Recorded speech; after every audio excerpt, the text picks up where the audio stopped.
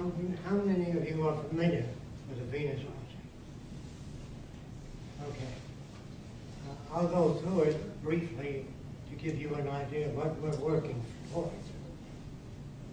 We feel that the way the world is going today is completely downhill, that our language was designed hundreds of years ago, and we really talk at each other than to one another. And so I'm going to tell you a little bit about the proposals of the Venus Project. If I fail to answer your questions, you have to let me know that. Raise your hand and say, you didn't answer my question. Don't be polite. If there's anything you don't understand, question it. It's up to you now. Okay, now these are the assumptions we make. That you will have war, poverty, depression continuously until all the nations of the world are brought together and the earth is used as a common heritage of all the world's people. If you don't understand that, if you think that money is the only thing which you're brought up to believe in this culture, if you're stranded on an island with $10 million and there's no water, no fish, no arable land, you have nothing. Money is a nothing thing. It never did represent the physical entities that enable us to live. Politicians, all of them, can do nothing to make the world a better place. They do not understand technology. And they do not understand what to do. All nations are going downhill now. This is the first time in history that there's been wars all over the world, and we've had unemployment. War has always been big business. Get that through your head. It's not to bring democracy to other countries. It's to exploit them, use them in whatever way we can. I want to try to get that across to you. Let's assume that you are drafted into the Army. You put up your life to defend the country. If that's true, then we should draft all the war industries so no one makes a buck out of war, and it's real. If you draft all industries so they get the same basis of pay as the soldiers that put their lives up to defend this country, it's real. But if people make millions of dollars selling machine guns, submarines, aircraft, it's not real. Big business. Now, there's a book written called Arms and the Men. Did anyone ever hear of it? Isn't that amazing?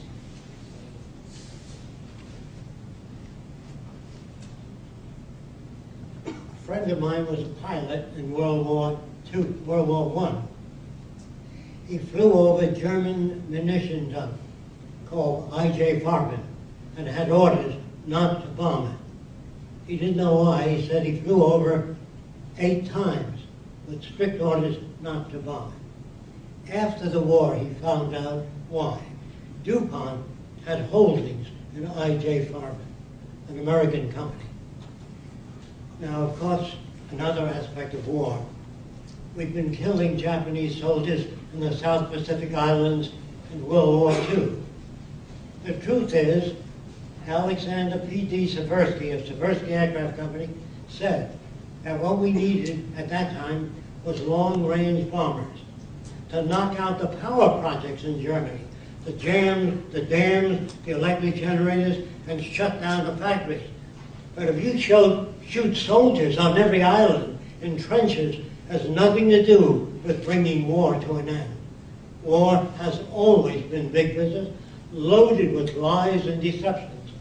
Now, how many Americans knew that American soldiers used to cut off Japanese ears and make necklaces of them? One person. Amazing. The book is called A New American History. If you really want to know where we're at, we're in the same case as all other nations, corrupt as hell. The Center for the Study of Democratic Institutions in Santa Barbara, their writers said that this is the most corrupt country in the world. Now, what does that mean exactly? That means that according to Charles A. Lindbergh, his father advocated that the government print money and make it available to people, not private banks.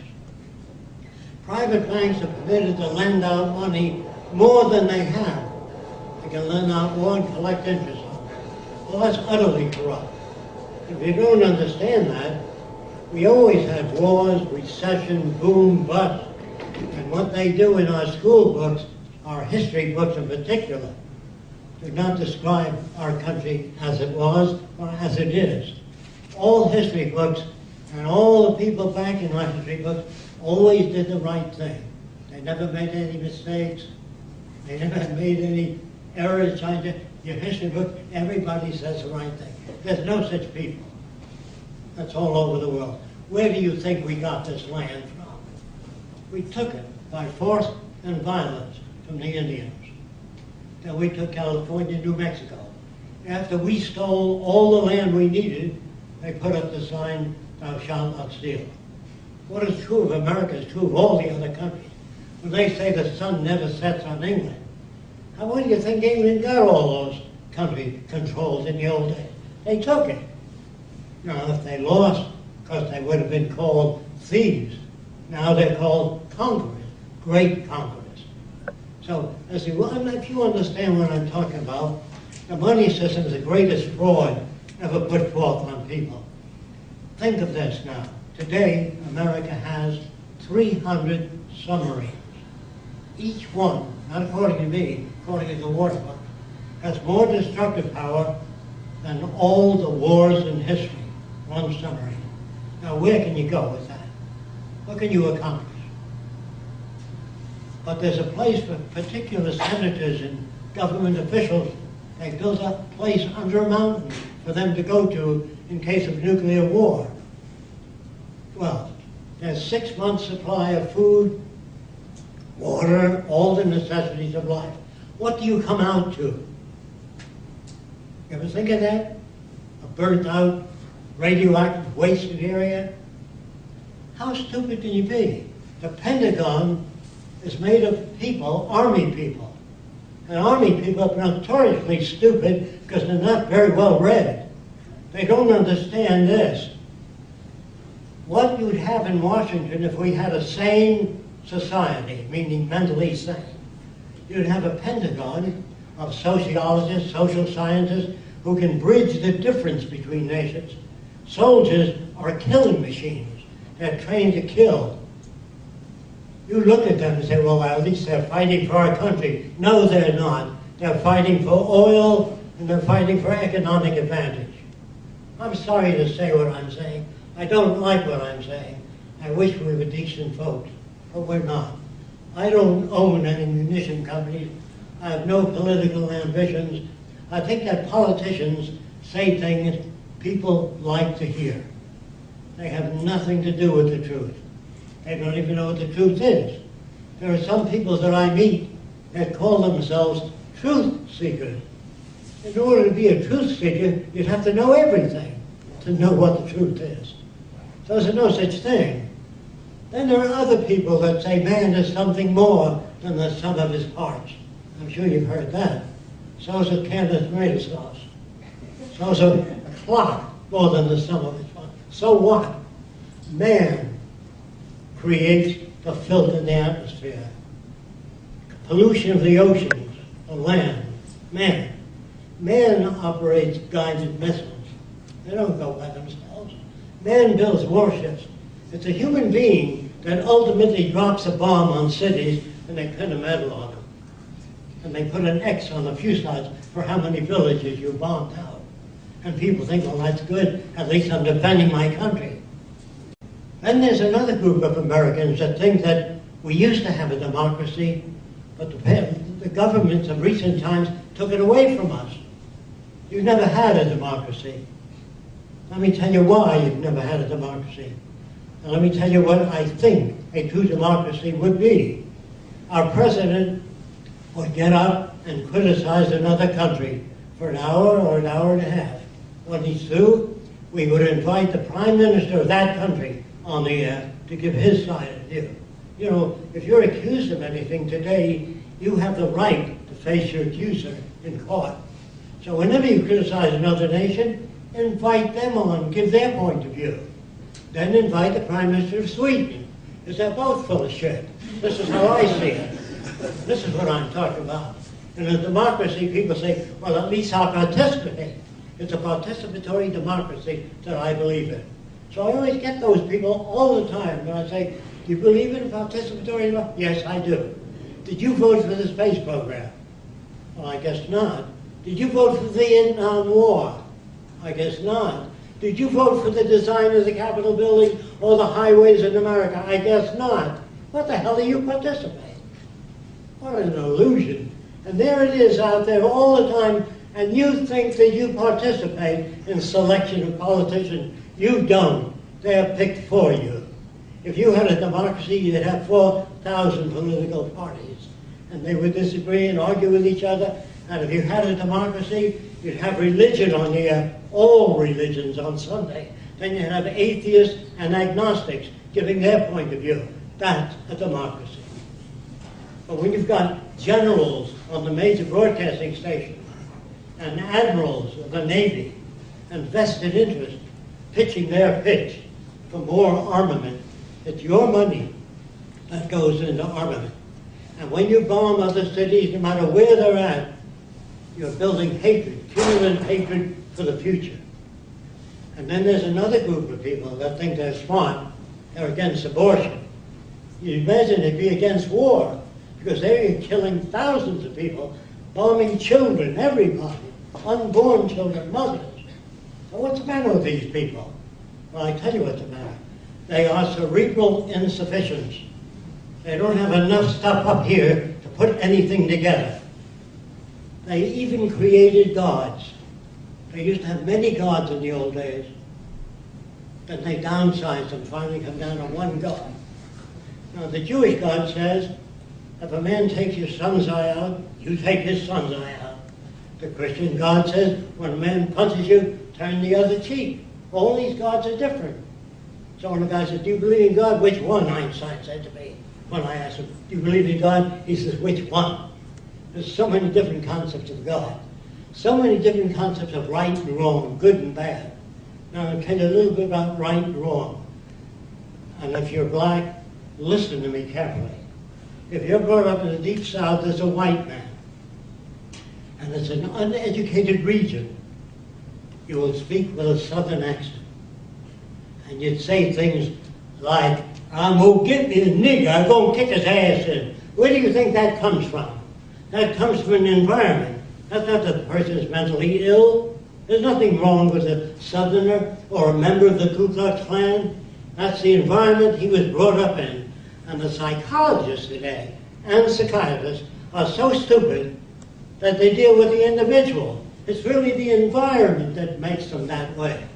If you don't understand me, if you were brought up as a little baby or by the headhunters of the Amazon, let's say you, and if I said to you, doesn't it bother you to have 10 shrunken heads?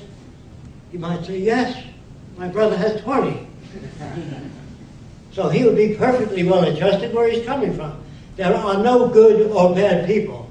There are people brought up in different environments which they believe in. If you're brought up in Nazi Germany as a baby, all you see is Heil Hitler, Deutschland über alles, meaning Germany above all. You're a Nazi if you never see anything. If you still don't understand me, if you take a nice Jewish boy and bring him up in Nazi family, very young, he's a Nazi. You take a Nazi baby, bring him up by a Jewish family, he's a nice Jewish boy. So really, what are people? People cannot think or reason. Let me back that up now so you don't get mad at me. It's very easy to get mad at what I'm saying. The reason we can't think is because we're brought up in a fixed culture with fixed values. When you're very young, they start pumping crap into your head. Who loves you more than anybody in the world? And the baby says, I don't know, your mommy and daddy. What's the greatest country in the world? I don't know, the good old USA. Of course the good old USA. And you're brought up in Saudi Arabia, you're brought up in Dubai, you're brought up in Germany, same pitch, okay? The only real answer is to declare the earth as the common heritage of all the world's people. and all the resources shared by all the world people. If you still don't understand that, what we spent in World War II, what we, the Germans, the French, the British, all the money we spent on equipment could have built hospitals all over the world, schools all over the world, wiped out the slums all over the world. How stupid can you be? Now, how many of you ever heard of a book called Mind in the Making by James Harvey Robinson? Not even available in your school library, not one hand. How many of you ever heard of a book called Arms and the Man? It appeared in Fortune magazine explaining the profit system of war. And there was one time even Fortune magazine ran that. And then there's another book called Tyranny of Words by Stuart Chase. How many of you ever heard of that? What happened to these books? There was another book called 100 Million Guinea Pigs. Anybody here ever hear of it? It was a bestseller in America. It attacked the drug industries. They said, why don't the drug industries try to find out about carrot juice or celery juice or natural approaches to disease? Because there's no money in it. You get $3 or $5 for a pill, so why should they? So the public, after that book was a bestseller, demanded that a new agency be provided in Washington called the Pure Food and Drug Administration. Now it's infiltrated by the people of the drug companies. Anybody know that? Amazing. One person, two person, three person. So you see, we are not a free country. We never have been. We never had a democracy. In a democracy, where freedom people, they always say that people are born equal. They're not. Some are tall, some are short, some are fat, some are not too good eyesight. We are not born equal. So what they're trying to say is all people should be given an equal opportunity. You can't do that if you give a little girl a doll. You're already programming it. If you tie a big bow in a little girl's hair, you're programming her for a certain role. When my little girl was 5, she says, I want an electric train. I don't want a doll. You give a little girl a washing machine, you are programming her. The reason boys are more inventive than women is not because men are different. It's because men are given a wider range. Let me tell you what I mean by that. If you don't know what that means, which you won't get in your school books. When we were little boys, we used to piss together in the field and cut across one another's piss streams. And another kid said, did you ever see a kid take a shit? He said, no. Come on, Billy's going to take a shit whatever he wants. Here's what they got. The way it came out, this enabled a man to design an extruding machine. You know what that is? A machine that extrudes aluminum. He got it from another kid taking a shit. Now, men, when I was a kid, we used to throw spiders at girls. And, you know, the girls would go back like that. Today they collect spiders. So you see, if given the same range that men are given, if a man is having an affair with 5 women at the same time, he's called Don Juan. If a girl screws around with 2 guys, she's a tramp. Who wrote the book? The men. So think about it. You're second rate. And so God doesn't hang a picker on a male and say, don't use it until you get married. It would pop out the day you got married. So he got all this bullshit out there, and there's really no such thing as profanity. Because if you bake a pie, I don't know, you drop it, you might say fiddly-dee. If he baked a pie, he might say shit. That means, I'm sorry I dropped a pie. So does fiddly-dee. I'm sorry. There's no bad words. You're brought up in an environment of, what's to use that kind of language? When I spoke at Columbia University, they said, do you have to use that kind of language? Would you use that kind of language if your mother was here? So I said, Mother, will you stand up and keep your hand? There's no bad language. But what is terrible is prejudice and discrimination. So years ago, this pilot that I was telling you about that flew over German munition plants, he was a member of an organization, thank you, called Technocracy.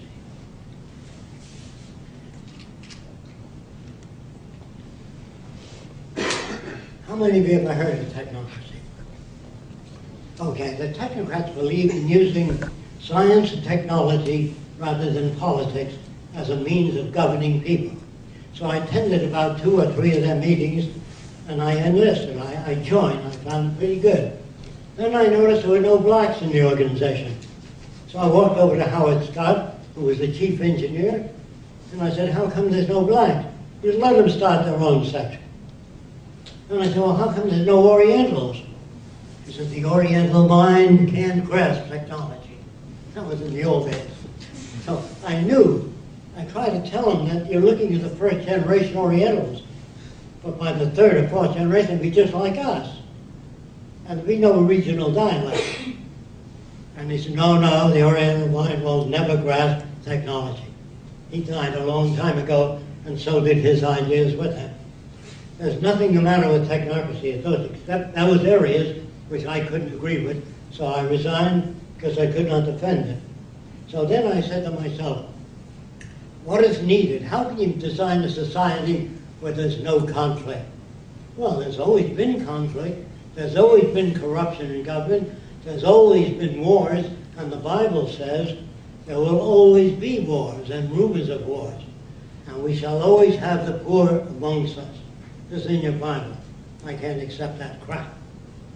I believe that man makes God in his own image, some jerk that you pray to. And this guy sits on the throne, and he looks down, and he can see everything you're doing, whether you're in this concrete building or anything else. They tell us that God made everything, every galaxy, every universe, every bug, every plant. And then Jesus proceeds to insult it. Just before they crucified him, he looked up and said, Father, forgive them, for they know not what they do. This God created everything. You don't have to tell them. They don't know what they're doing. That's what I mean by an insult. When a farmer says, dear God, we have a drought, my corn is drying up, how about some rain? My God, gee, thanks for telling me, I didn't think of that.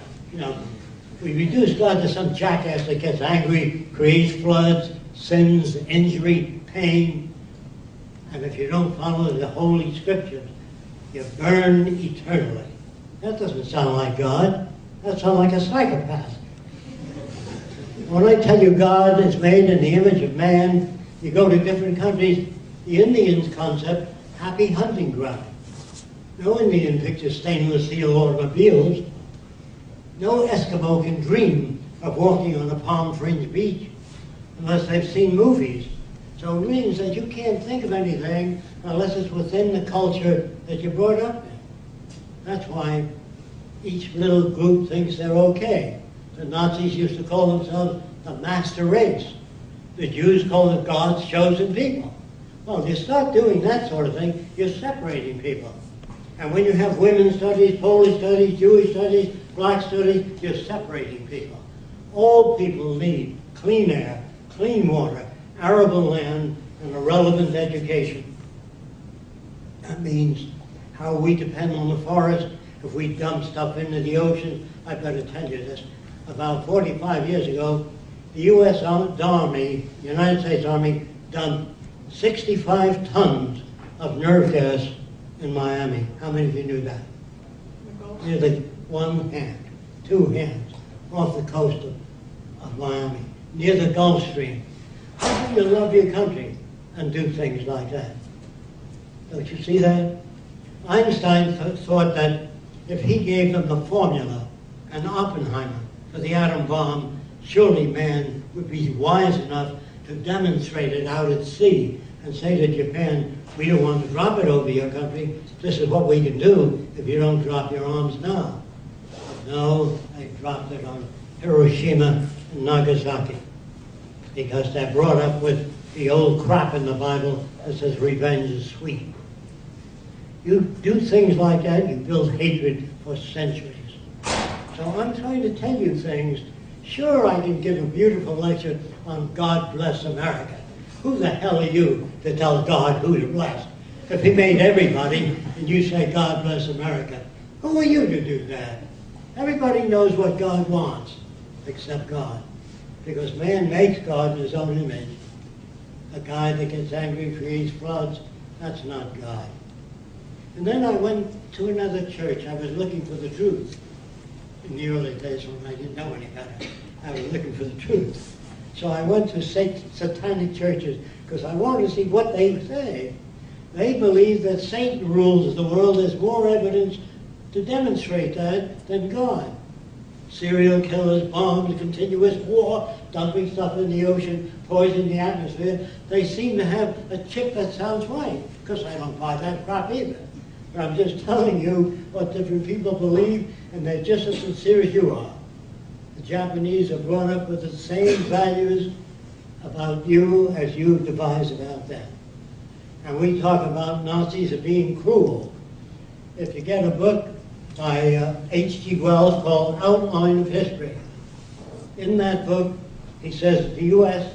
was moving about 1,000 Germans toward the campgrounds, but the German army was catching up with them, so they put them in a big whole machine gun them all.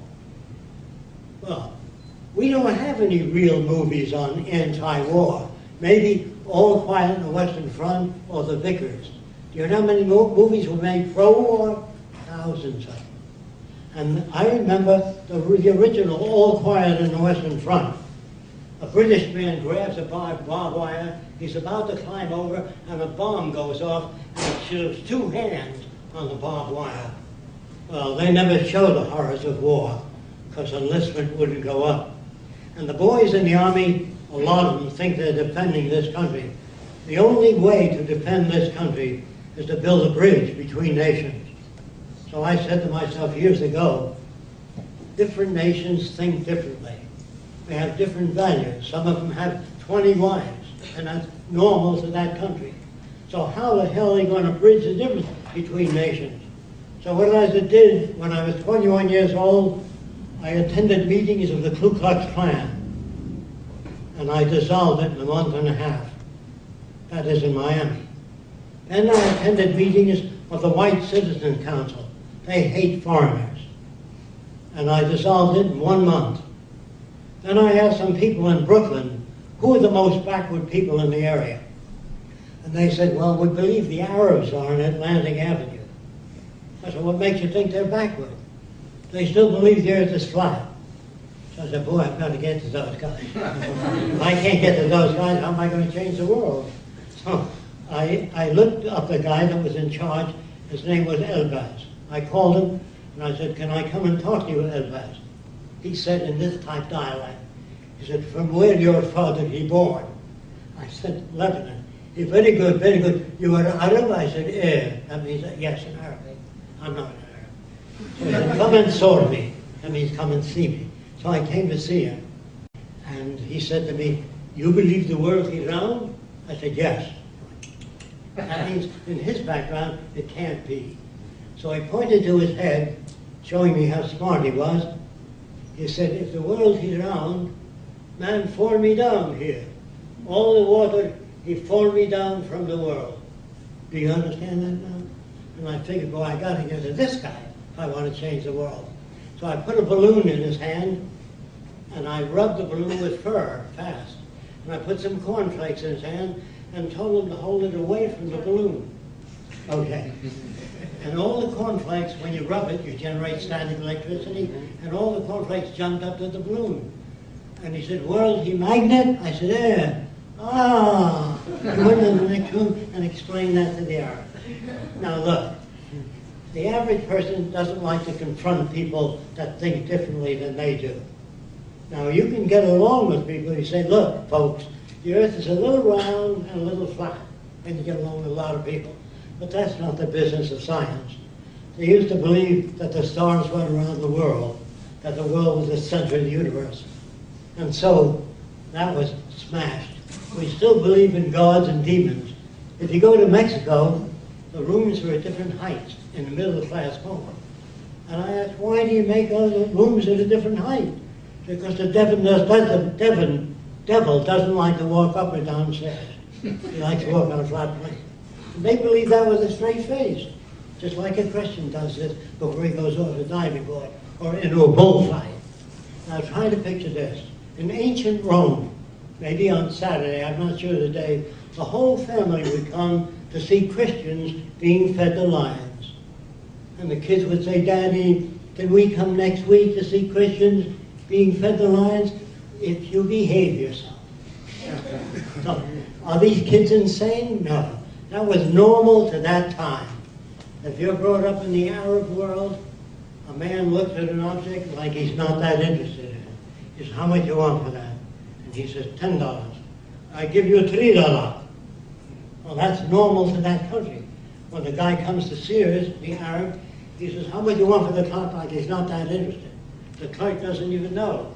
The clerk picks it up, he says, $8.95. I give you $2. Goddamn foreigners. It's normal for that person where they're coming from to do that. Do you see that? There are no good or bad people. A serial killer is made that way. If he's genetically damaged, he's not responsible. If his brain is warped, he's not responsible. And the psychiatrists work ass backwards. They try to change the person. It's really the culture that fucks people up badly. You understand what I'm saying? The culture. There's no bad words. They're just different expressions. So, all of your congressmen lie. The Democrats lie about the Republicans lie about the Democrats, and even guys like Carl Sagan tried to raise money to communicate with extraterrestrials. They want to build big antennas. If the Democrats can't communicate with the Republicans, and husbands and wives have difficulty communicating, how the hell are they going to communicate with extraterrestrials? Let's assume there were extraterrestrials.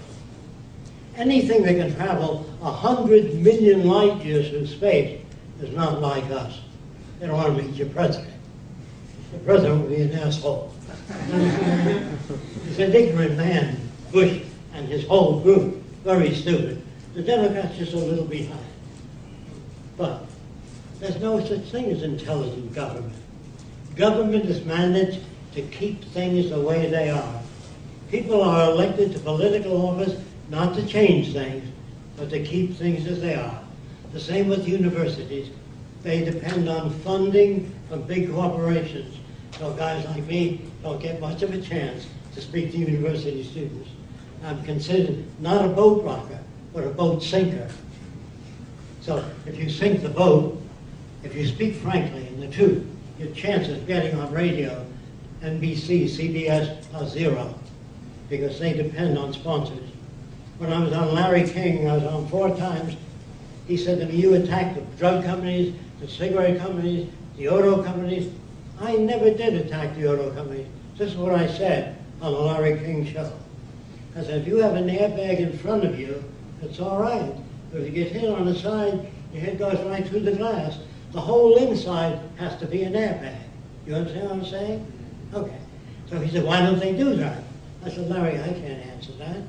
I can only tell you they don't do it. Then I said, if you don't want war, Larry, you have to bring all the people of the world together. And they don't know how to do that. They want to bring democracy there. You can't bring democracy to a nation that has a different set of values unless they choose it. And how do they choose it? Through education. Can you educate them? Of course not. You can't control people unless you make them pretty much uninformed as best you can. The reason you do that, you can control them. If you teach people to think and reason, you can't, in times of war, get anybody enlist in the army. You can't move people en masse, so you make them all alike. Here's what I mean by that. If we taught history, real history, the new American history, it'd be history of our country, the mistakes we made, the good things we did, that would be for all nations. So people do not always do the right thing. They can't. And so you live in a managed world. And your kids in the future will say to you, wasn't it obvious that you paid off senators, you paid off governors, you paid off different people to get your will? Isn't it obvious? I guess not. And so, if you do away with the money system, you can't have sale of drugs. You can't pay off senators. You can't buy people. You understand what I'm saying? As long as you got money, no matter who you elect, you say, well, maybe if we elect decent people in government, no way. Even if you had the most decent people in the world, taken from the best churches you like. If you ran out of resources, be lying, cheating, killing, stealing. It's resources that people need, not money. Access to resources. Is there anybody who has difficulty with that? So I will just take another drink, if you don't mind. Thank you.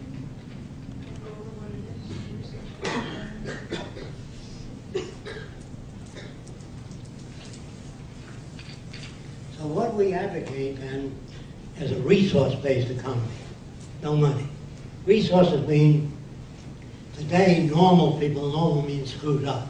Normal people say, how much will it cost to build a new city like you have up there? That isn't the question. The real question is, do we have the resources to house everyone on earth, take care of everybody medically and every other? Yes, we do. We have more than enough resources. If you consider the money spent in World War II, we could have wiped out the slums all over the world. Educated people, built the best universities free of charge.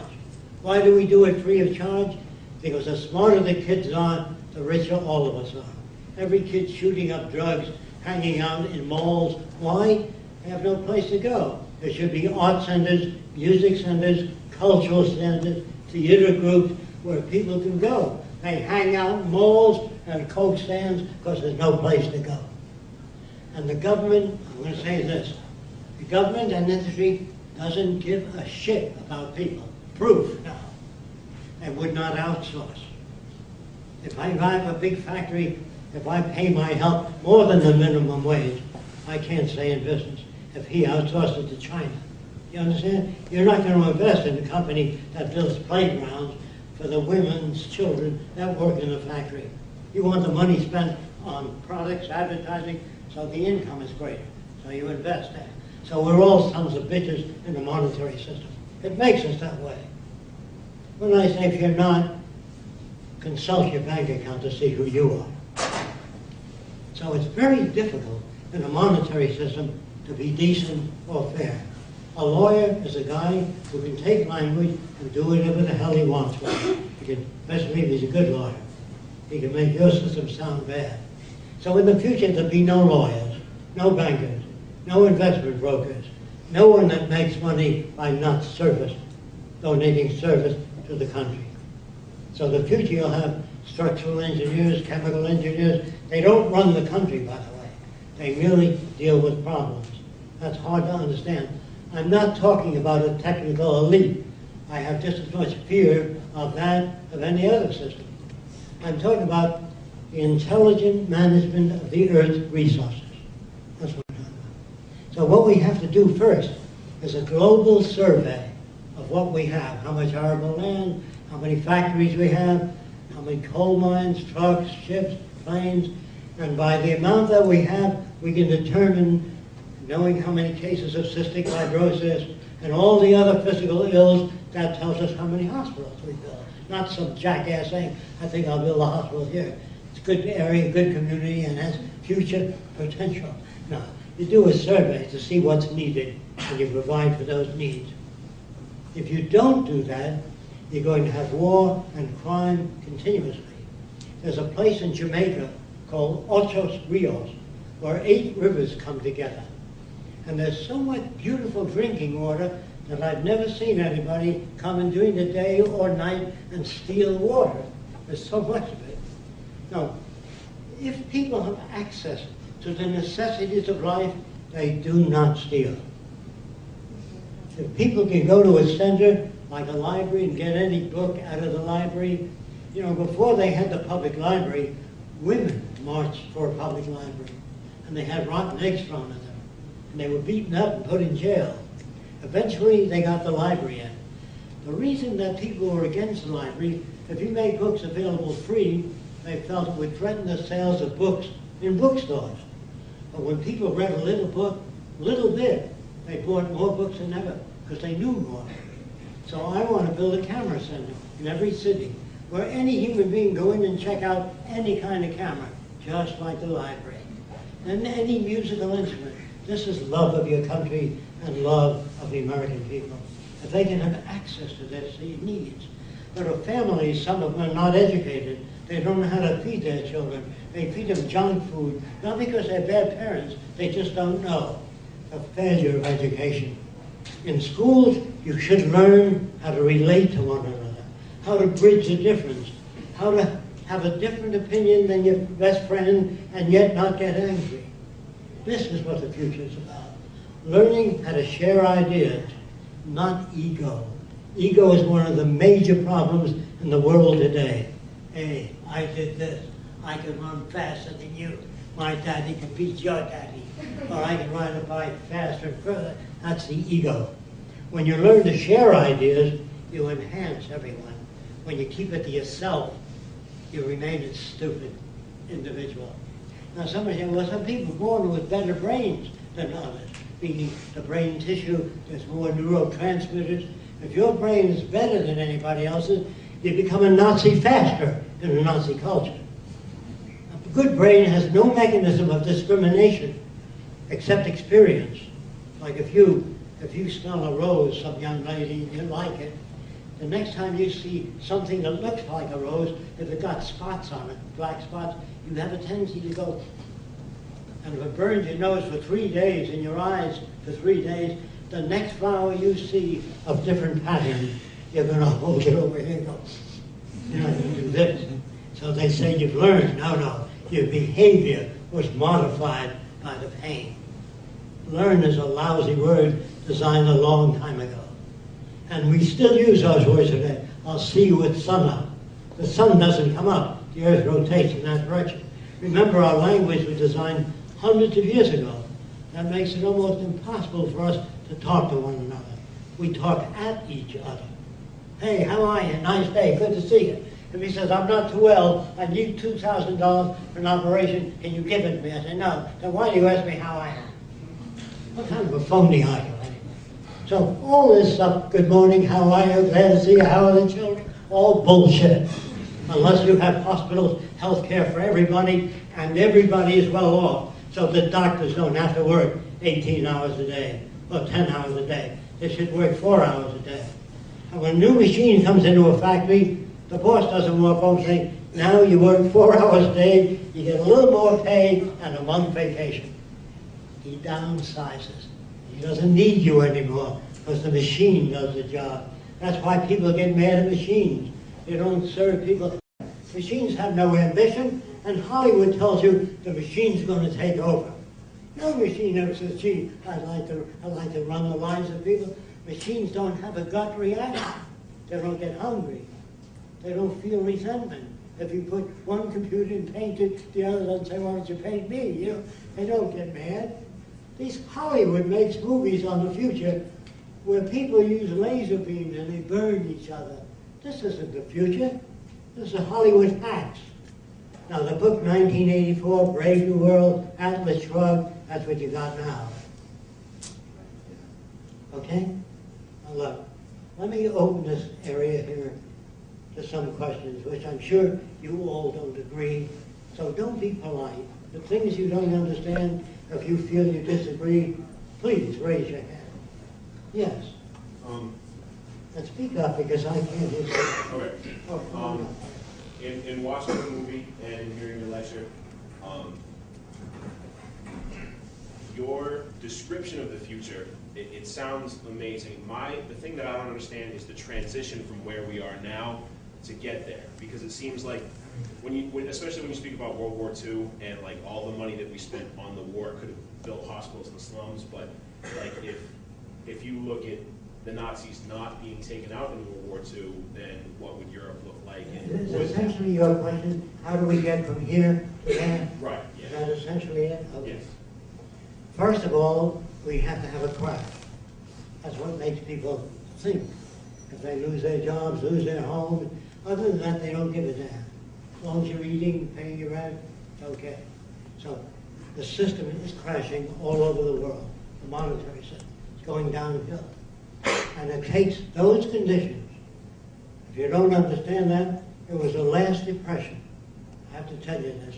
When I was a kid, a lot of people made down payments on automobiles, homes, campers, and the banks failed.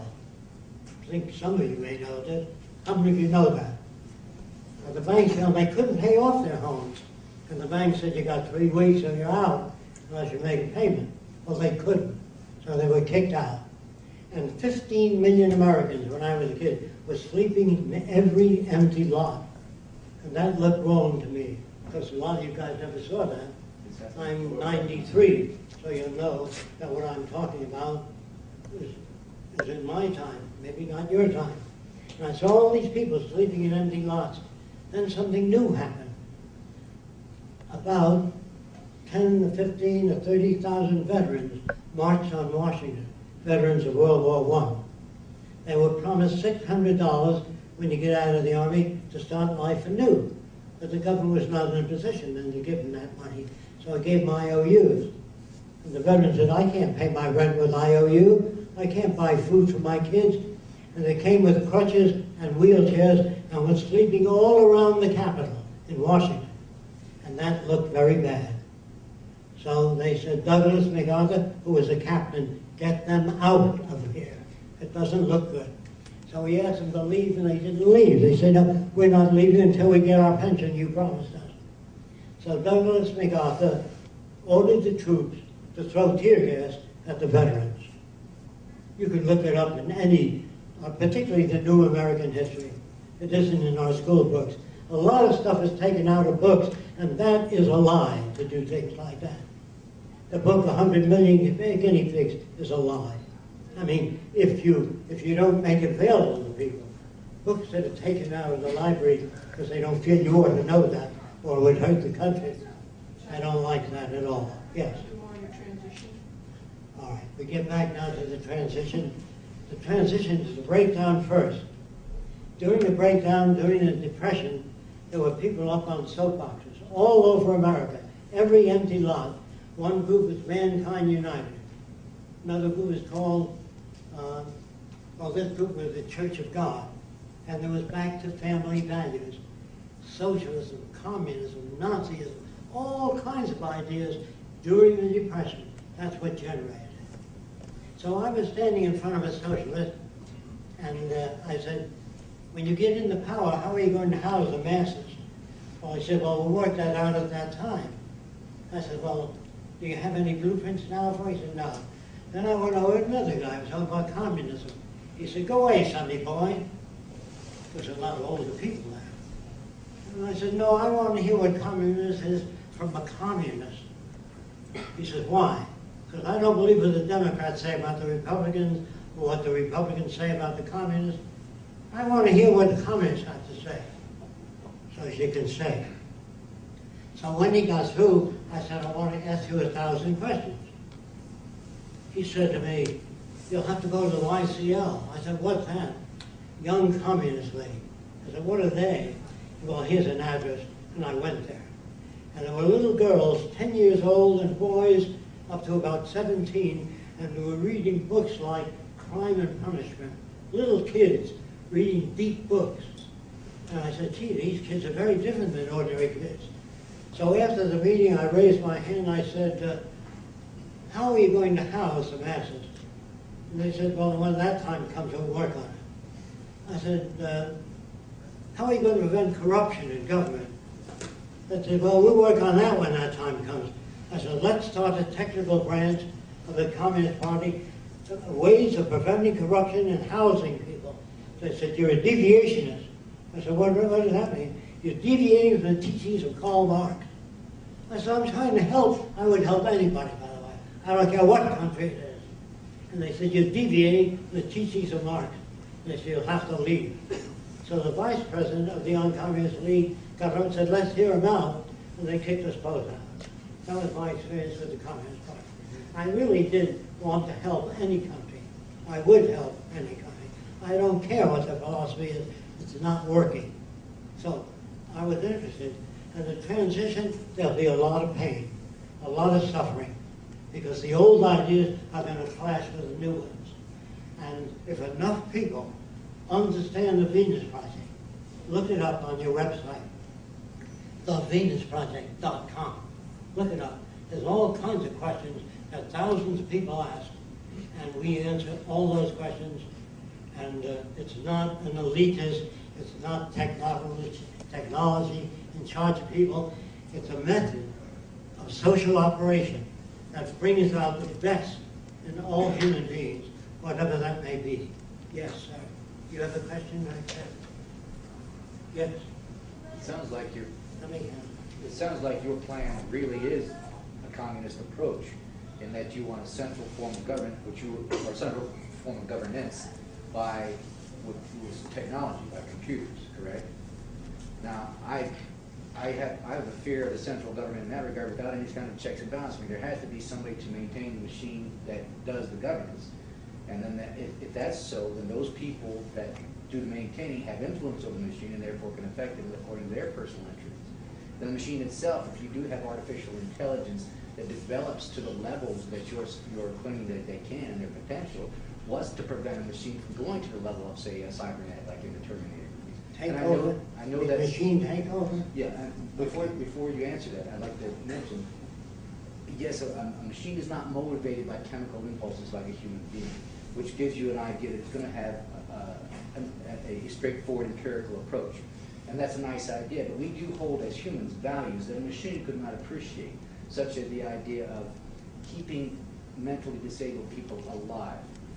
You know, if you think about the terms of eugenics and such, there are scientific approaches to communities that we don't agree with on a personal level, because we don't think that everyone should die simply because they're not as useful to the community as the greatest contributors.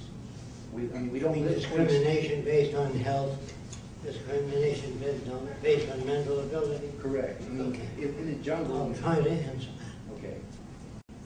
Where areas exist where we don't have good fertile land, we can grow things hydroponically without soil.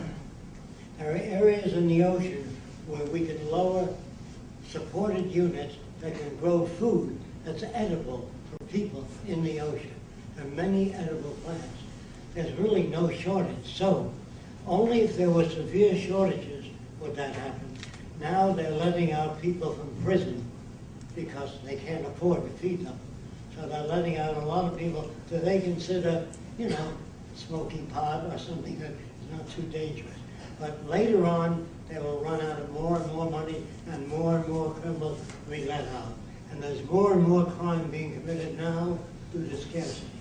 So in our system, we try to provide for all people, because you can go blind and you can develop cystic fibrosis, or you can develop heart disease. So we give every research lab whatever the hell they need. No more digging up nickels and dimes for research in medicine, or this disease, or that. We have the resources to give every research lab whatever they need. That's why you're always seeing medical people appealing for money for research. That is not a sane society. Look at all the money we spend on battleships, on warplanes, costing billions of dollars. Why do they spend that money on medical research? What are you trying to dig up nickels and dimes for? No, you still have difficulty. If you took the North Pole and the South Pole, and you took all the surplus foods that nations grow, and put it there, stored it, in case of an earthquake in Japan, Hong Kong, or wherever, we'd have lots of food to go around, instead of going to your school and say, can you bring in a box of oatmeal and you a can of tomatoes for the poor Japanese? We would have that built in. They say, well, what about automobile accidents? Automobile accidents are technical negligence. We got gadgets today that I think most of you have seen. You walk up to your garage and the light goes on. The same kind of unit in an automobile. So I couldn't hit your car even if I wanted to. When I got within 40 feet, the brakes would go on. So they say, well, what about children crossing at school? Well, we have a section of pavement.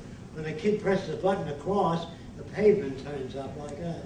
So no car can hit a kid. That's the way we say we care. Our problems are not political, they're technical. If you still don't understand that, when I was a kid, well, you're going to have to look this up if you don't believe me, trolley cars used to have a platform. And when you got in, the seats ran all the way through. And when people were late for work, they'd climb on the platform, hang on. And they were hit by cars. So they painted a big sign, please, get in the car but don't hang on the platform. But people that were late for work still would hang on the platform. So the conductor had a rubber hose in the car or off the platform. Once the car started moving, he got in, and the guys hung down the platform. That went on for 10 years, until the car company went to an engineering firm. And the engineering firm says, what do you want? We don't want people hanging on the platform. Good. They retracted the platform when you got in the car. Just turns out that's the end of the problem. Most problems are technical, not political. Politicians have no idea of how to solve problems. And it's very easy to bridge the difference between nations if you don't attack them. But when I went to the first Klan meetings, and the guy says to me, you're a smart guy, what do you think of the Ku Klux Klan? I said, it was a great organization, but it didn't go far enough. That causes, what do you mean? Then you can talk to them. But if you attack, you lose it. You understand? So reason and logic is strictly bullshit. It doesn't work on people. When I brought a Japanese kid home one day, my mother said, I don't want that kind around. Loud enough for the kid to hear it. He said, so long, Jacque.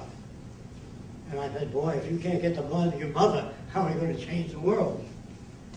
So I just used reason and logic. My mother, no way. I don't want that kind around. Let me tell you what happened. Until I told my mother a story, that I was swimming in the East River, and I couldn't get ashore, and Masato threw a life raft to me. This isn't true. Masato, the Japanese kid, my mother said, you mean he saved your life? I said, yeah. She said, oh my God, I heard his feeling like that. Yes, you did. She said, well, I didn't know he saved your life. Well, now you do. Please, Jacque, ask him to come back. I want to beg forgiveness. Ask him to come to dinner Friday. I want to ask him and tell him how sorry I am.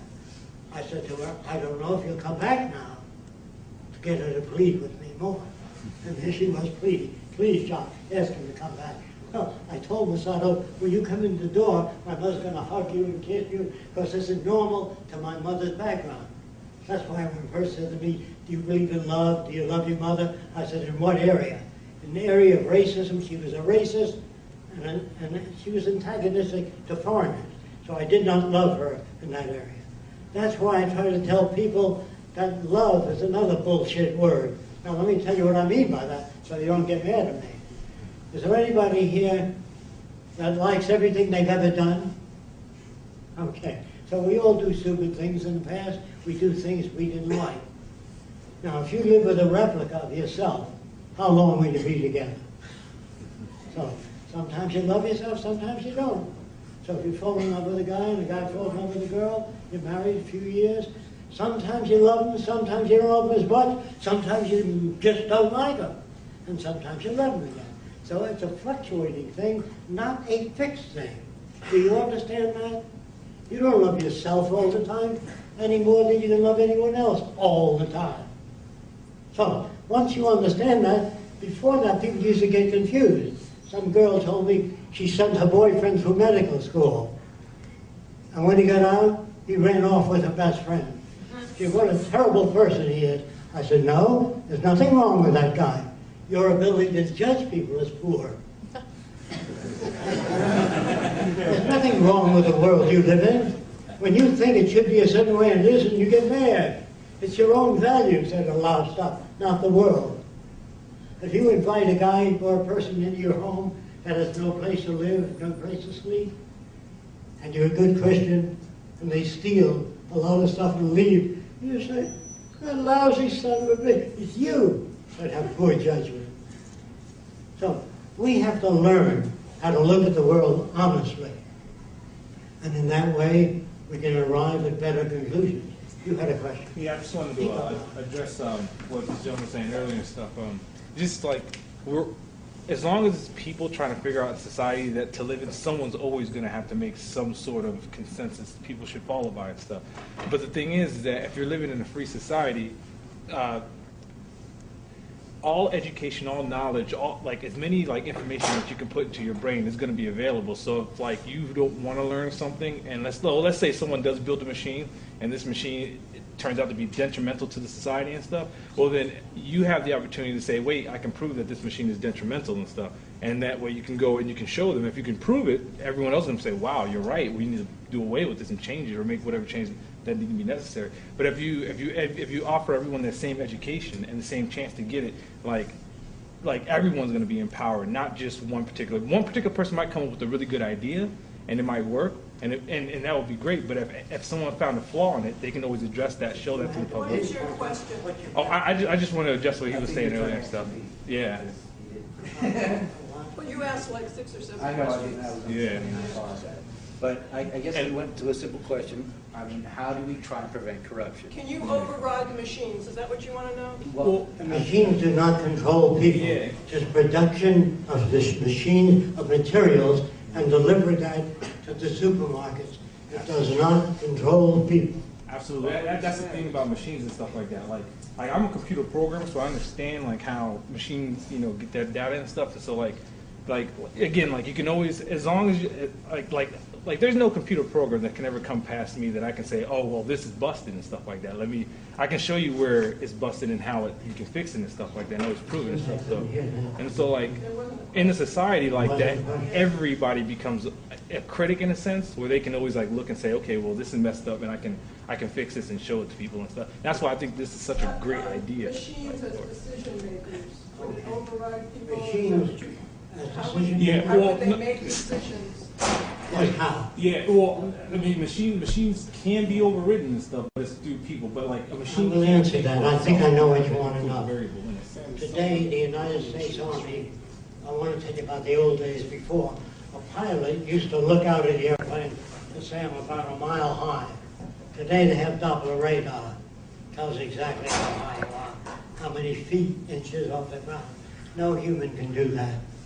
About 9 months ago, computers were able to handle 1,000 trillion bits of information per second. No group of humans can do that. So humans are on their way out in terms of the ability to sensing, just because they can. They can. You can't see electrons, but with an electron microscope, it extends the human attributes. So there's nothing the matter with machines. Somebody had a question before you back there. All right. Well, I What was was just your question? gonna Oh, yes. say, Yes. I think what everybody's Louder, trying to sir. get from you is, what if the programmer is corrupt? What if the guy who makes the Doppler radar? The programmer is corrupt, and he programs the machines to jam other machines. First of all, you got to understand there's nothing to gain in a non-monetary system. If I pay you $50,000 to cause a jam in computers, he does it. But in a system that doesn't use money, nobody gets paid off. You can't sell drugs. You can't open a house of prostitution. You can't have gambling. You can't import stuff to the country. You can't pay off senators. Only if you do away with money. As long as you got money, I don't care who you elect, it'll go corrupt. Yes, sir. Wow. What I'm hearing the few gentlemen say is basically, how could you trust a machine when it's a human that's actually created that machine Very and good. pulling those strings? How can you trust a machine since it really doesn't care about people, doesn't have any feelings? If humans are programming the machines, how do you trust the machines? I don't have to do Oh, that. sorry, I thought you didn't. When humans used to operate elevators, I don't know if anybody remembers that, they never quite got to the floor. They're always moving around like that. Now you press 18, it takes you there almost all the time. So you really have machine failure today. They have production lines where automobiles are assembled by machine. The doors, the wheels are put on. Sure, it breaks down, but not nearly as much as humans do. So the machines are programmed to turn out automobiles, right? And they do a better job, faster, and they check it out and everything. So if you have supermarkets, whereas you remove goods from the supermarket's computers will order stuff instead of somebody with a pencil and paper taking inventory. You don't need that. So what we do is shorten the workday for everybody. Instead of 2-week vacation, you get a month vacation. We produce a lot of sailboats for your use. Here's a negative aspect. Nobody owns anything in the future. You have to do away with ownership. You don't own your wife, No guy owns his wife and orders her around. She's an independent person, makes her own decisions. No more anyone over controlling you. There's no subservience, no debt, no money loaned at interest. You understand what I'm saying? Only in that way. Anything less than that will not work. Yes. Well, let me give some guy right here. Ever since the beginning of time and man, there has been an exchange for something. If you're proposing a non-monetary system, then how do how do people then get an incentive to do something else? What incentive is there for them if there's no money? There is an incentive group called Doctors Without Borders. How many have you ever heard of it? They work for nothing. Their sense of well-being is helping people. And Martin Luther King wasn't promised $5,000 if he marched into the South. He did it because he believed in it. Jesus, Mahatma Gandhi worked for nothing. Nobody ever promised him anything. If you did this, I'll give you a house in the country. Nothing like that. So everything great came about without money. Now, if they tell you that money generates incentive, it also generates incentive for embezzlement, corruption, paying off your brother-in-law. You know what I mean? It generates all kinds of incentives. And you had a question, sir. Yes. Everybody's kind of interested in the situation with the computers. And what it keeps coming back to me, voting machines are a good example of this. Even if the society has been, let's say we've been using paper ballots to a certain point, and society was sort of free in a sense that we were all having a say in what was going on around us. Now we have computers, and we know from the 2000 election, at least a lot of us know, those computers were tampered with. And the people that were helping, that we were electing to help make decisions within our society, they wanted their opportunity to take everything and make their decisions over all of us. How do we keep that kind of corruption from creeping back in when a rogue computer program? The Venus Project doesn't advocate people in government, machines. We have a machine government. I don't let that scare you. Let me tell you what it means. The agricultural department machines go into the soil. Jacque and Mike. So if the water table drops, that pumps water out there. If the nutrients change, the machine pumps nutrients out there. You don't need a guy there anymore. You don't need a guy to tell the president we're having a terrible flood in this area. And the president says, how bad is it? He says, well, there's 5,000 homeless. The next few days there may be 15,000. So the president gets in an airplane and he flies over and he says, yes, you do have a flood. So what? We want to build flood control systems to take the flood waters, divert them to storage areas, not have a president fly over, say you have a drought, we have this or that. That isn't the answer. Politics is nothing. In fact, the kids of the future will say to you, Dad, couldn't you see that politics was corrupt, basically? The whole money system, the banking system? Yes. There wouldn't be people in positions of differential advantage. They do that type of behavior today because there's something to gain from it. But if you have a society where everybody has access to things, there's no basis of corruption. In the terms that you're thinking about it, you're trying to think about it in today's society. You're thinking about it in terms of the movies that people give you and extrapolating a free enterprise system into the machine society. No, I'm not. You're superimposing what I'm thinking. What I'm thinking is, in the light of something, I saw some quotes from Krishnamurti in the addendum. Krishnamurti, his whole point was you have to be a light unto yourself and not depend on other people. And when he taught this to everything, the first thing he wanted to do was make him the next Messiah. It's human nature. How do we get away from that? Okay.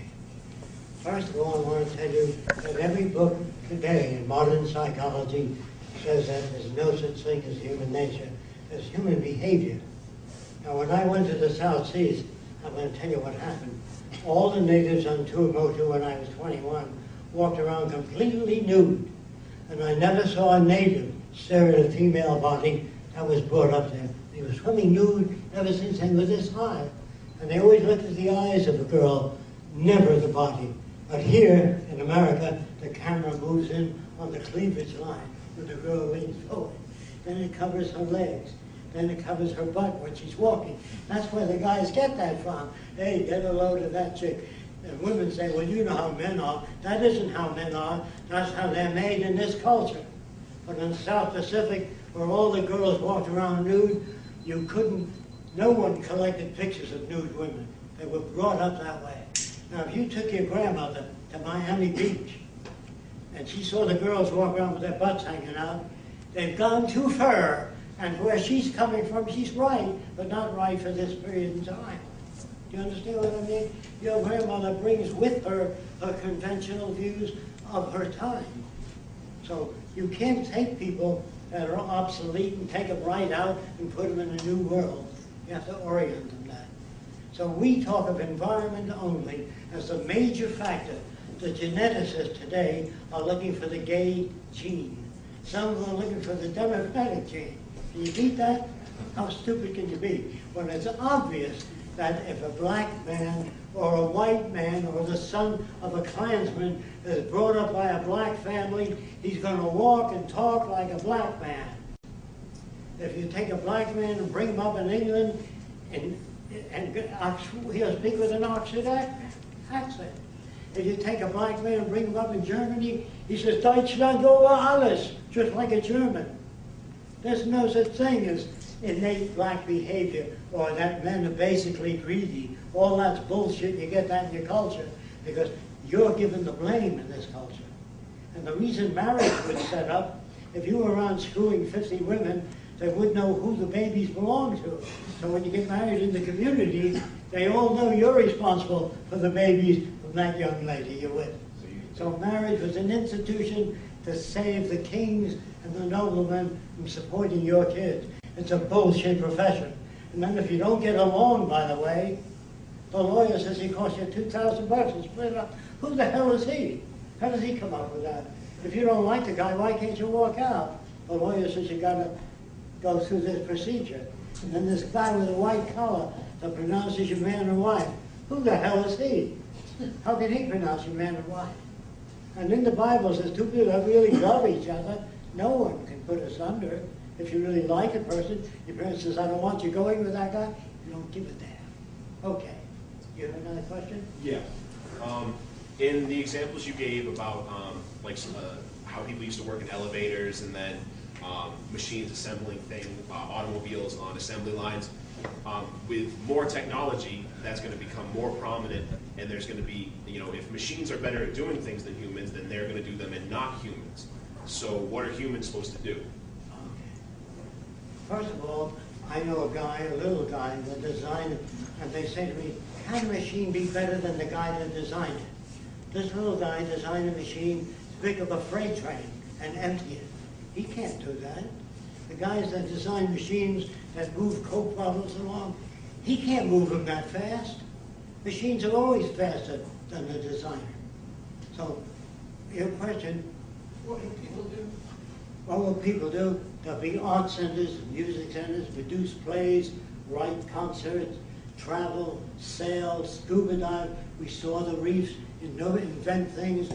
Every soldier will be sent back to school to become a social innovator, a person that works on problem solving. What a wonderful world we would have if we had soldiers that worked on problem solving. Do you understand what I'm saying? The profession of a soldier is a nothing. A police officer, generally, I hope there's some police officers here, is a nothing profession. We can design cars today. When you get to a 60-mile-an-hour zone, the power output is 60 miles an hour. You can step on the gas till you're blue in the face, and it won't go any faster. We can design things today so you don't need laws. All 90% of man-made laws are strictly bullshit. The only laws that count, by the way, is a natural law. If you get enough sleep, nutritious food, you get sick, no matter what your philosophy is. But religion is one of the major conflict generators because it tells you such a thing as right and wrong, good and bad. That depends on the culture. I think judges would be considered criminals in the future. I think that lawyers in the future would be considered criminals. So a lot of things you call right today, a young man flying in an airplane, presses a button and drops napalm over a village, you call him a war hero. We call them criminals. But they don't. You know what the old definition of a criminal was? One who removes an object from your possession without your permission. They've changed that definition. Today, it's one who's caught. Much better, isn't it?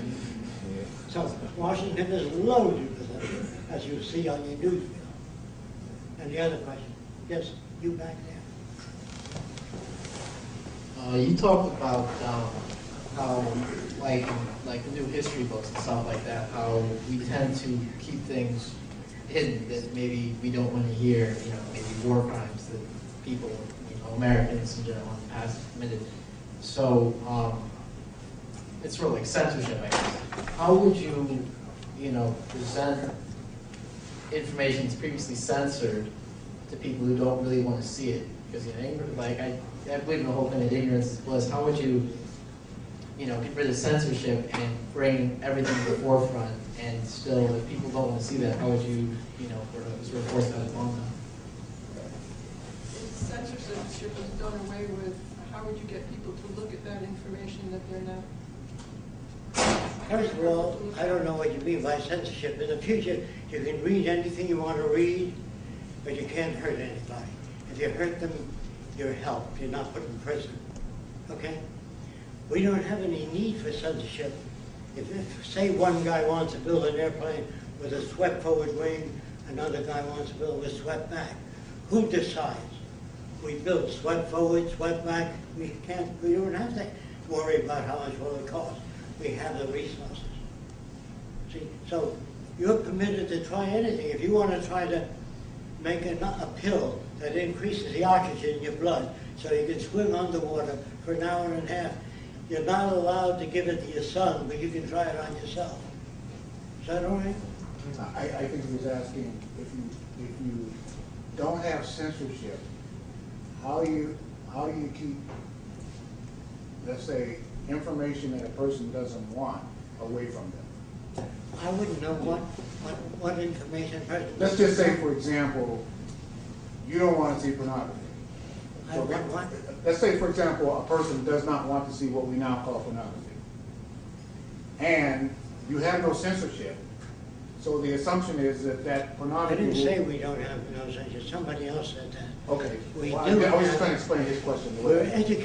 We educate children to be able to relate to one another, to speak, communicate with a referential language. That means today, I believe most of you have been brought up to believe that everyone should have a right to their own opinion. Isn't that true? Most of you? Okay. Let's say you live across the street from me, and I see 10 guys coming out of your apartment. I can have all kinds of opinions, right? You can be a language instructor, a ballet instructor, but if you give everybody the right to their own opinion, you're generating a lot of new problems. I would make things available to people. Anything they want to know, we tell them where to look it up. Like the internet, you can find out a great many things. So let people have access to information, what they call transparency. Then there's no need for hurting people. There'd be no prisons in our society, no police, no armies, no navies, no authority that you have to answer to. We build sailboats for your use. You don't have to come up to Fresco and say, can I use a sailboat this Sunday? I say, there's 50 people before you. We build more than required, so you can take it out yourself. The only difference is your sailboat is monitored by satellite. In case there's fire at sea, we know where to go to get you. Not Big Brother watching you. I'm talking about safety for your own good.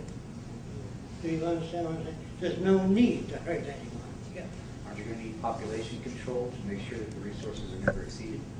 I couldn't get that. Do you have to have population control so that it doesn't exceed the resources? Well, when you use the term population control, that scares people. We do a survey of what the carrying capacity of the Earth is, and that tells us how many people the Earth can support. If you exceed that, you're going to have malnutrition, disease, and territorial disputes. Do you understand that? Yes. So many acres can support so many people. If you put more than what the ground can support, you're going to have disease, malnutrition, and problems. So how do you make sure that you don't exceed the limits of the resources? Well, the survey committee tells us how many hospitals we need. Educate people. They have to be educated. Yeah. But is it going to be done by birth control or euthanasia? You have to educate people. Right, well, To educating people understand. doesn't stop people from producing people. There's lots of details to do that big. We showed them a film called Dynamic Equilibrium in Nature. If you produce more people than a land can support, these are the problems you're going to have. Now, if they don't seem to understand that, that's another problem. There's That's lots what of you ways talk of about. birth control. Right. You're talking about people who don't understand dynamic equilibrium. There's a lot You of. know, you can't plant millions of flowers in a given area. The soil will be exhausted. Exactly. So you have to have a Department of Agriculture that says, here's how you can grow more flowers. This is what we call soil additive. Right. It takes 1,000 years to make 1 inch of topsoil. And the jackasses today build new cities right over it. We would shave the topsoil, put it in soil banks, because we know differently than the old people that used to build right over things. Today, they build a dam to generate power. But fish can't get back to the spawning grounds when you build a dam. So all our dams have stepped areas where the fish can get back up to the spawning grounds. You know what I mean? I mean total planning. Today, we design a dam to produce electricity. In the future, it's an overview. Do you understand the difference? There's no profit in it for anyone but everyone. Yeah. My question is, the population today is increasing exponentially. Yes. Okay? I expect it's going to continue that way. Until the system collapses. Until the system collapses, or, I mean, as long as there's access. We hope to get this film out before the system hits total collapse. If we don't, it'll revert back. But aren't I you have saying no that you control need the over collapse in order to have the transition? more than now. If enough people look into the Venus Project, find out what it's about, you'll find no one gets hurt. We don't want to kill capitalists, communists, anybody. They're all victims of culture. There's no prisons, no police. If you understand what I'm talking about, talk to your friends about it. Look, the Venus Project is not perfect. It's just a hell of a lot better than the system today. And it'll get better. And there are no final frontiers, no utopias, no best buildings, no best laptops. Every year they'll change and get better. It's called an emergent society. Today we have an established society. It's fixed and it operates according to certain laws. In the future, all societies will be command and tell us how to improve chairs and everything else. Use the mic. I don't know if they can hear you in the back. Okay, can you hear me back there?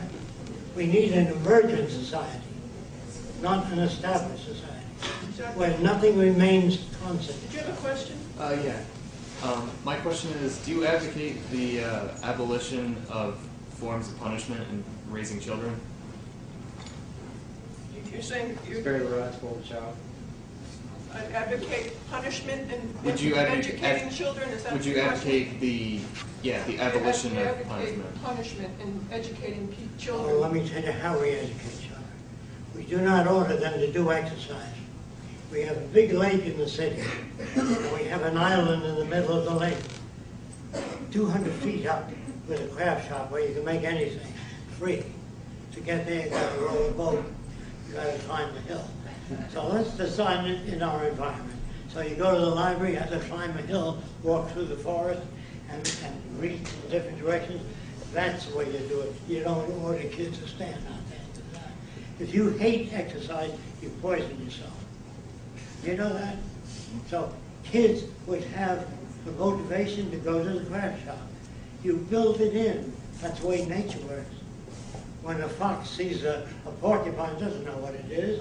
It gets closer and closer until it gets stuck. And later on stays away from porcupines.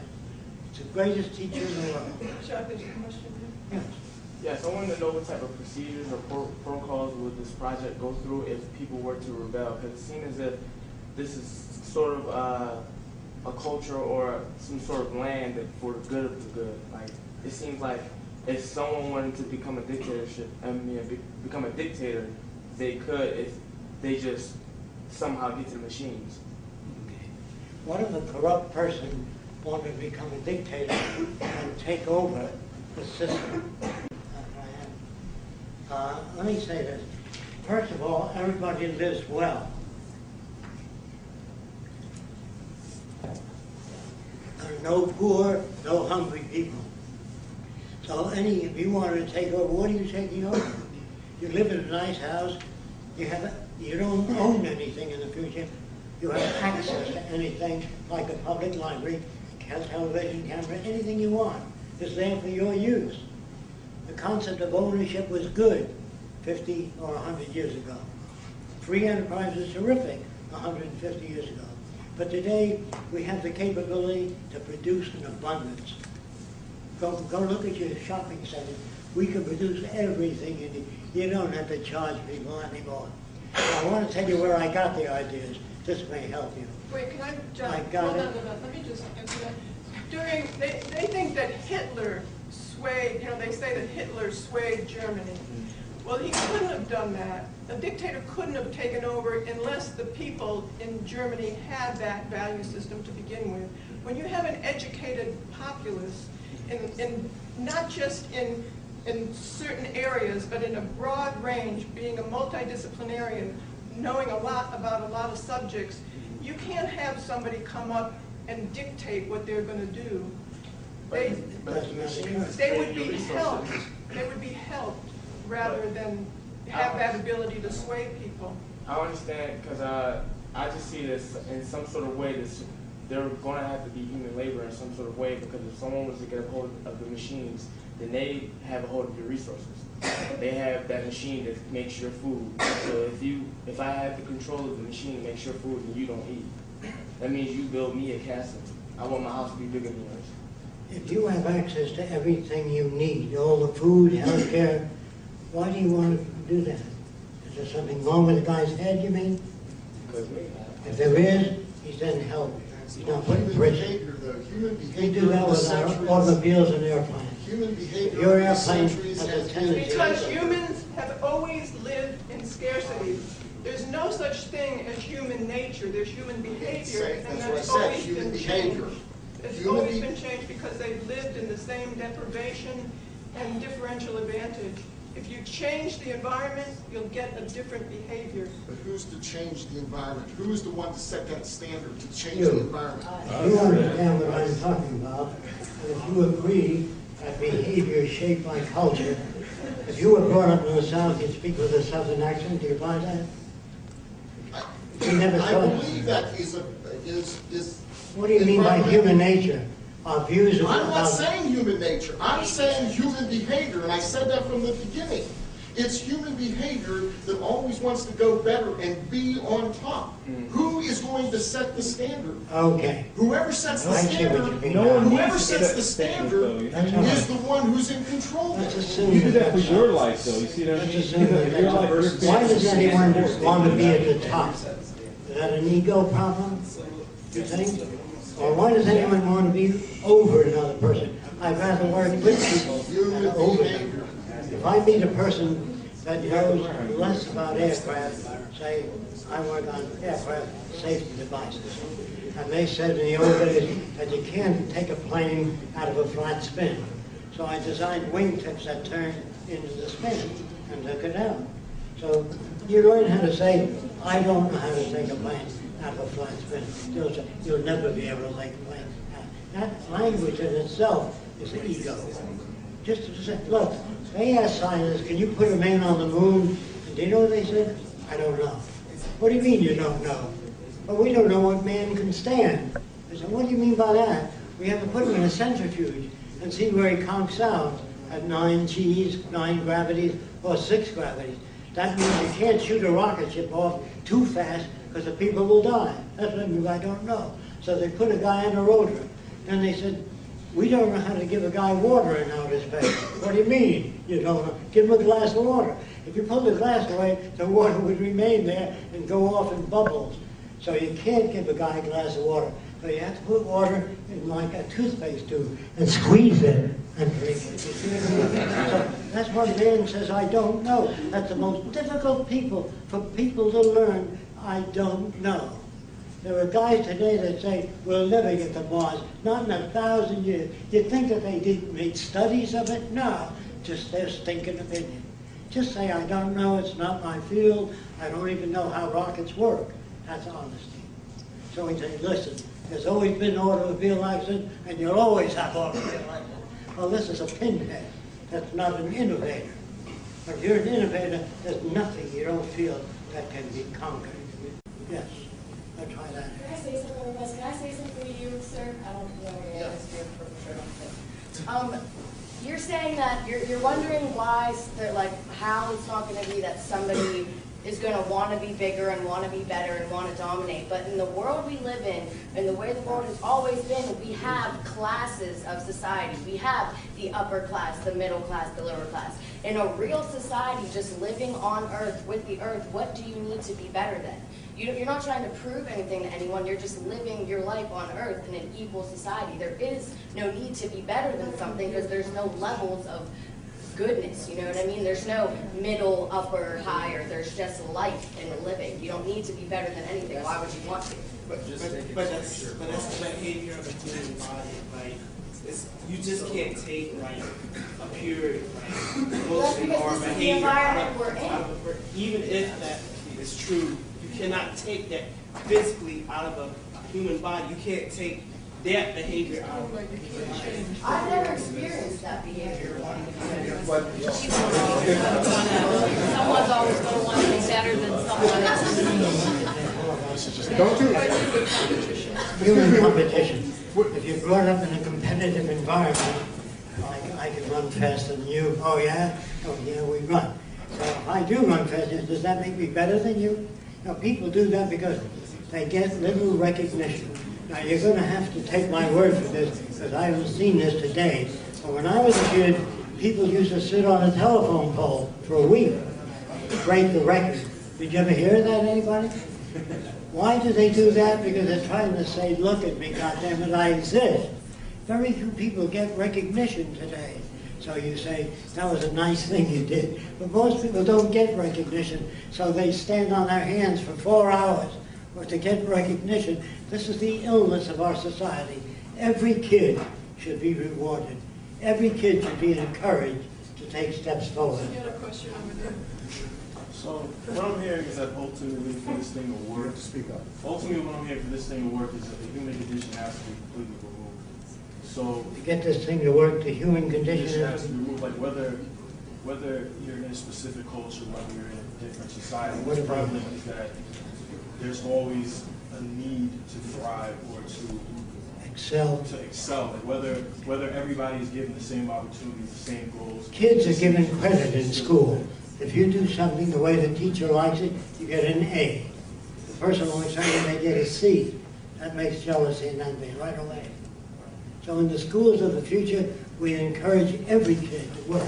In other words, I wish I had a drawing board to show you, but when kids make a terrible drawing, the teacher hangs it up. I never did that. I say the drawing, they draw people like stick figures, and I say to the kid, does this guy eat anything? He says, I made him too skinny. And right away the kid adds mass. Don't let a kid do a childish drawing and don't hang it up. In other words, inform them as to how to improve that. I take 4-year-olds and teach them how to draw like 20-year-olds. Because the artist himself has learned to draw over a long period of time and doesn't always know how he does it. He says, I guess it's nature. I've been drawing for a long time. But he's a bad communicator. If you still don't understand me, we don't know. A lot of people think that somebody invented language. And they say the reason they invented language is to communicate. That's not true. What happened, a guy banged his elbow. And he went, ah. Then he banged his knee and went, then he ate something and he said, And language is an extrapolation of all those sounds over many years.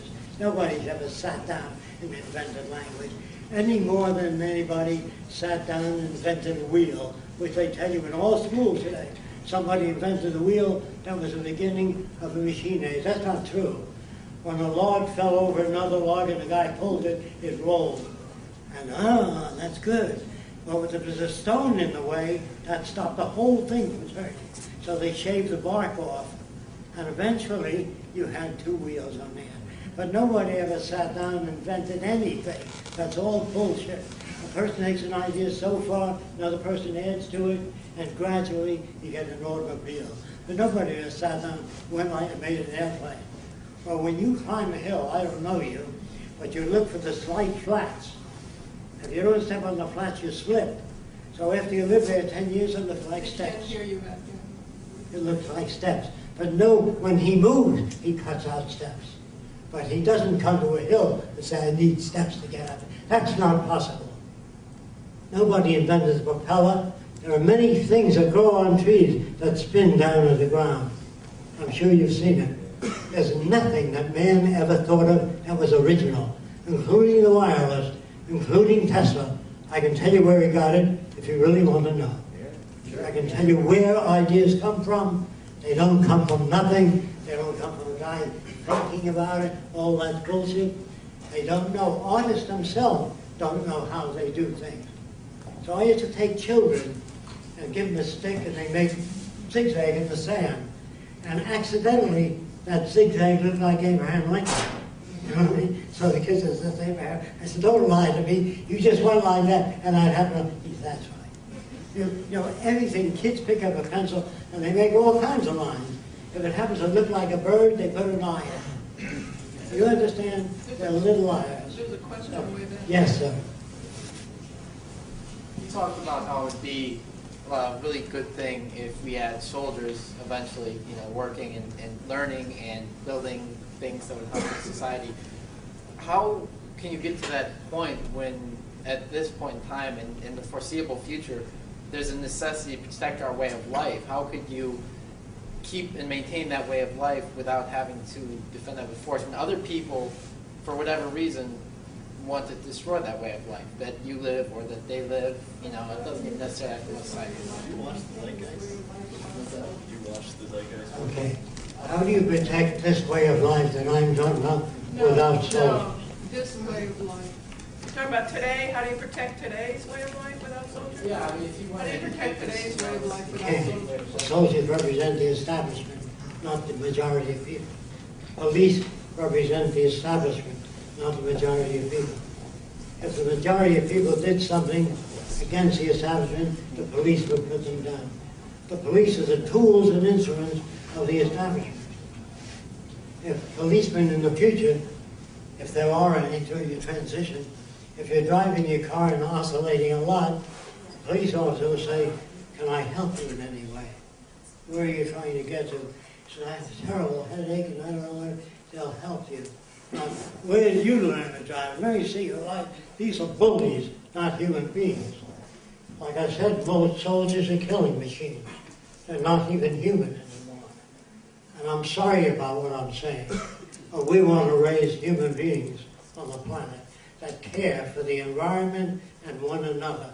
Anything less than that is not worth saving. Yes. Your website says you have, I think, 21 acres down there in Florida. Are you had land down in Florida, correct? Are you trying to go forward with a model of this civilization by making this, are you It's a starting research this? center. We've done books and videos. We're going to have a TV station there, an internet station. We're training. We're going to be affiliated shortly with universities there, training architects and engineers in this new way of thinking. But are We're you doing a actually whole trying to lot of build a things. community? We are taking on more people, but for specific things. But we do want to expand in another location for the first city. We're aiming for. But before that, we'd like to do a movie. We think you really can't take the people of today and move them in a new city and have it much different. We want to do a major motion picture that will go around to the whole world showing life in the future. But every single movie today on the future is detrimental. It's like the free enterprise system extrapolated into the future. And all these restrictions and all these machines killing people. We want to show a positive future to pose a direction for people to work towards. And then we want to do flashbacks of how we get from here to there to help answer questions for people. It's just that it's all an ideal. It's a beautiful vision, and I love to see the pictures, and I love the concept. but it's so hard to see how we're gonna be able to get there without killing people, without. Were you here when I talked about the Ku Klux Klan? Right. So my I point is, want to turn them around. If we are smarter than they are, you don't say, that's a terrible organization you belong to. When the guy says to me, what do you think of the Klan? I say, it's a great organization, but it doesn't go far enough. Then he said, what do you mean? See, so you have to be wise enough not to antagonize people that think differently than you do. I believe that the people here are very sincere when they say you can't change human nature. They're saying that as far as they have ever observed, humans have always been greedy, always committed crimes, no matter what flag they were under. And that's true, because conditions have always been scarce. I don't say they haven't. They always have been scarce.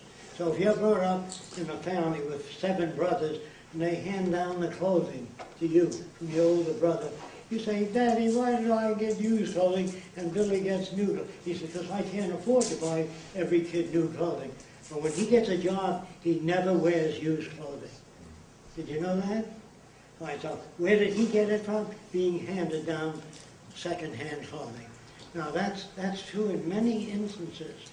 And there are even people today that have been, well, let me put it with animals, something you probably didn't know. When an animal cannot get to mother's breast for milk, say she has 3, and a little animal that's pushed back by all the other dogs, and they always get pushed back, that dog or wolf or fox always becomes the leader. Did you know that? How many of you knew that? Not one hand. Do you understand what I'm saying? The kid that's pushed back a lot always becomes the leader. Those are the conditions that they find in animal behavior that makes one animal the leader and the others not. Now that's research that they find. They also found out, they felt intuitively, that if you took a Chinese baby, he would learn Chinese faster than an English baby exposed to Chinese. So they tried it out, and they both learned at the same time. You can imagine speaking Chinese for generations. Maybe the baby learned a little faster. No, they did not. So when you put things to test, I worked for the aircraft industry for a long time. And when I was first introduced to it, they used to finish an airplane, and they say that it holds up 25 pounds per square foot. Did you know that they pile sandbags on the wing until it breaks off? And it breaks off at 27 pounds per square foot? They say it's true. Our calculations are right. I love that system. Another thing they used to do, when they finished a brand new commercial airliner, they pull it up in the air 25 feet off the ground and cut the cable. Boom! It'll fall on the ground, see if the landing gear holds up. I love that system. Better than calculations or anything else. Now, the reason they invented these duplicates, because sometimes the son of an important person commits rape. So he says it was a duplicate people who came up under the ground. See, they saved a hell of a lot of people in high places that way. I want to tell you about the Salem witch hunts. How many of you know about them? How many of you knew that for every witch you found, you inherited their bank account and property? Did you know that? How many of you knew that? Only 4 people or 5. So there was a good reason for finding witches. I'm sorry, I'm not your enemy. I'm really a friend. I'm trying to tell you about a new way of thinking. You've been exposed to the old way most of your life. You're not about to step into this. We don't know each other that well, but if you look into the Venus Project, you can get answers to lots of detail. I've been working all my life to try to find out if there's anything extra-physical. Because a lot of ministers used to come to my seminars, and they said, Jacque, the trouble with you is you don't believe in human nature, and you don't believe in anything extra-physical. I said, sir, I've never seen anything extra-physical. Have you? And they say, yes. Take me there. So they took me to a woman that had the power of telekinesis. You know what that is? Moving objects without touching them. And she had a bell buzzer under the table with 4 rubber shock rounds. The table was highly polished, slightly tilted, and a vibratory rate that moved that object down the table. But I've been to thousands of seances. We brought people over from India. But this guy said he never used a telephone. He telepathized all the time, telepathy. So I said, all you have to do is read my mind once, not based on coincidence. Like if it's an elderly person, say 70, he says there's been a death in the family, either 3 weeks or there's always a death in the family when you're 70 years old. So I think he was working on probability. So I said, what if I think of something in the technical field and you can't use technical language, can you describe the event? He says, yes. I says, great. So I pictured a little white mouse this size. It goes into the zoo and it eats an elephant and doesn't get any larger and walks on. If he got that, there's telepathy. See, that's not probability. You had a sister, you think maybe you were. You know what I mean? Everybody has a sister they're thinking of. That is most people. So then he didn't get that. Well, maybe he really has that power, but it didn't work in that instant. So I pictured a wood saw. You know what a carpenter uses? A wood saw with legs. And the wood saw walks into the forest, and the tree looks at the saw, and the tree cuts the saw. Now that's outside of the box. And if there's telepathy, he'd have gotten it. Do you understand? But if you think of, I was thinking of my Uncle Harry, you know, some relative you were thinking, is that right? Yeah, my Uncle Harry. So those are all within probability. Another time, I had a couple over my home. They claimed they had the power of telepathy. So I said, great, one demonstration is all it needs. So the guy put his wife in my bedroom. I've never seen her before. And I whispered in his ear, Abraham Lincoln. And his wife came right out and said, you whispered in my husband's ear, Abraham Lincoln. Here's how that works. They work on a posture position. If he's sitting with his arms folded, it's Lincoln. If he's sitting like this, it's Jefferson. If he's sitting like this, it's Cary Grant, the movie actor. You understand? They work out a system that you know nothing about. It's an esoteric language. Although they seem to be talking a normal language, their language has a different communication. Another time a guy came to my lab and he said, John, I can demonstrate telepathy. So that you'll be convinced. I said, shoot. I have no reason not to believe in it. I just would like to see a demonstration. So he said, I want you to call this guy in England. And you whisper from your own pictures of movie actors, take any movie actor. I think I picked Clark Gable years ago. And I said, now call this guy in England. His name was Throckmorton. I called Throckmorton.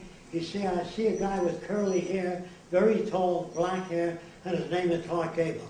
And I called this guy in England. You wonder how that works. Well, that would convince most people. Here's how it works. He's got a friend in England named Benson. If you ask for Mr. Worthington, it means Abraham Lincoln. So he's got a list of names. Do you understand that? But if you don't know that, I've heard it with my own ears, people tell me. There is no magic, nothing. No wheels that turn without a connection or a magnetic unit in the wall that turns. There is no magic. Now I read that a mother got up at night. I don't know what it was. She said she had a strange feeling and something happened to my son in the war. I know that. And the next day she got a letter from the War Department. I'm sure you've heard this. How many people heard this? So I called the War Department and I said, is it true? And they said, we get 15,000 letters a day that something happened to my Jimmy. And nothing happened. So you hear about the ones that happen. Do you understand what I'm saying? There's no magic. People like to believe in magic because it makes them feel good. They like to believe in a life hereafter. You know, when you kick the bucket and you meet all your relatives. You know, in 20 or 40 or 50 or 1,000 years, we bored shit at your relatives. What do you do in heaven all day long? Sing? And the Lord said he put you here to praise him. This is not God. This is a psychopath. I'm trying to tell you, man can't conceive of God. And that's where technology is moving. They're trying to make a God. They're trying to make automobiles smart enough to tell you, check your tires, you're low in air. After that, the tire will be checked automatically and air will be pumped into it. Do you understand that? Your computer will tell you to shut it off at a certain time. Your automobile, when you get through with it, you get out, it'll go and plug itself in to charge the battery. You won't have to do any of that. The future's a fantastic place, yes. So what do you think does happen to us when we die? We just die and that's... Well, it isn't what I think. If I die, say you bury me a foot underground, the plants get very tall, which I'm disappearing, and the plants are getting taller, and the worms are getting fatter. The stuff you're made of was always around, because you're made of plants you ate, chicken you eaten, they've always been around. Now, here's what people don't understand. Where did all this come from? That's a big question they ask. Well, if you study science, you'll find out you can take a steel ball, and you can heat it to 20 million degrees. It looks like it's gone, but it's been converted to radiant energy. You can't destroy matter or make matter. It can change it. You can eat carrots, become a little taller. Some of the carrots make up your hair, your eyes, and everything else. But matter is never created. There's no evidence of matter being created or destroyed. Change, yes. You can take anything and smash it to powder. Or when I die, there'll be gases coming off, and the plants will get taller, and the vultures will get a little fatter. And if I die on the outside, but you can't. You destroy the organization called Fresco, but the stuff he's made of will go back into bugs and insects and other things. Well, it's a terrible thing. I'd rather believe I go on and meet all my loved ones. That's why people are so easily persuaded by you're a good man and your kindness will be rewarded. Now that's a good thing to say in church. And the church people, all the Bible is subject to interpretation. Everything written in it. That's why you have Seventh-day Adventists, the Catholics, because it's subject to interpretation. Science is not. Thank you for your time. I hope we're still friends.